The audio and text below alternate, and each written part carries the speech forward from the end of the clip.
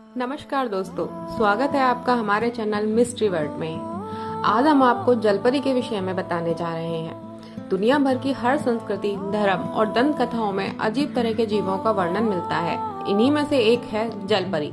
जलपरी को मत्स्य कन्या भी कहा जाता है। कई लोग ऐसा दावा करते हैं कि उन्होंने मत्स्य कन्या को देखा है। आपको YouTube पर भी इस तरह के दावे के कई वीडियो मिल जाएंगे। हालांकि इसमें कितनी सच्चाई है यह कोई नहीं जानता, लेकिन समय समय पर अनेक ऐसे सबूत सामने आए हैं जिन्होंने सबका ध्यान इनकी ओर आकर्षित किया है। ग्रीक लोक कथाओं का मुख्य किरदार जलपरी यानी कि मरमेड है। मरमेड फ्रेंच के दो शब्दों से मिलकर बना है, मर यानी सागर और मेड यानी स्त्री अर्थात समुद्री स्त्री। यह एक ऐसी रचना है जिसका ऊपरी हिस्सा तो स्त्री का होता है, लेकिन नीचे का धड़ मछली की तरह होता है। भारतीय रामायण के थाई व कंबोडियाई संस्करणों में रावण की बेटी सुवर्णमछा का उल्लेख किया गया है। सुवर्णमछा को सोने की जलपरी कहा जाता है। सुवर्णमछा हनुमान जी के लंका तक जाने के लिए समुद्र पर सेतु बनाने के प्रयास को विफल करने की कोशिश करती है।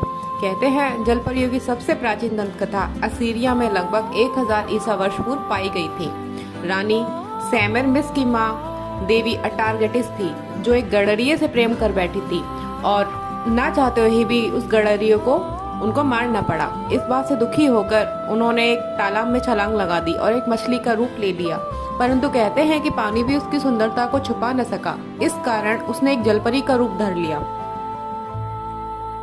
इसी तरह एक और घटना है।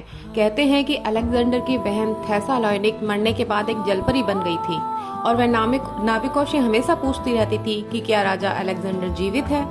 यदि कोई नाविक यह कहता कि हाँ वह जीवित है, तो वह पानी को शांत करके जहाज को जाने देती थी। लेकिन यदि वह नाविक यह कहता कि अलेक्जेंडर जीवित नहीं है, तो वह उस नाविक को मारकर जहाज को भी डुबो देती थी। कहानियों के अनुसार जलपरियां मधुर धुन में गाना गाकर इंसानों को अपनी ओर आकर्षित करती हैं, जिससे उनका ध्यान भटक जाता है और उनके इस बर्ताव के कारण कई इंसान जहाज से समुद्र में कूद जाते हैं या पूरे जहाज को ही ले डूबते हैं।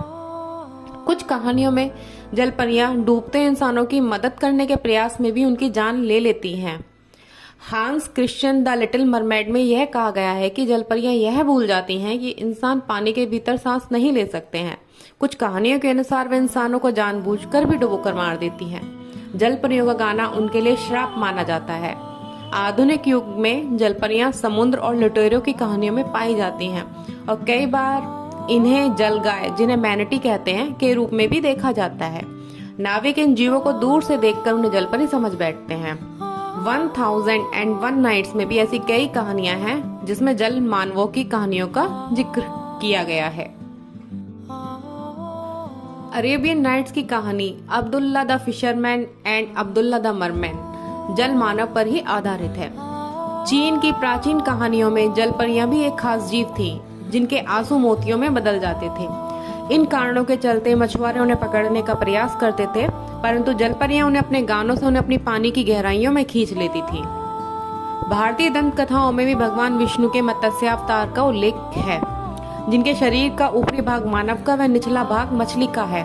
इसी तरह चीन, अरब और ग्रीक की लोक कथाओं में भी जलपरियों के सैकड़ों किस्से पढ़ने को मिलते हैं। कहते हैं दुनिया भर में समुद्री यात्रियों और नाविकों ने जलपरियों के देखे जाने के कई दावे किए हैं।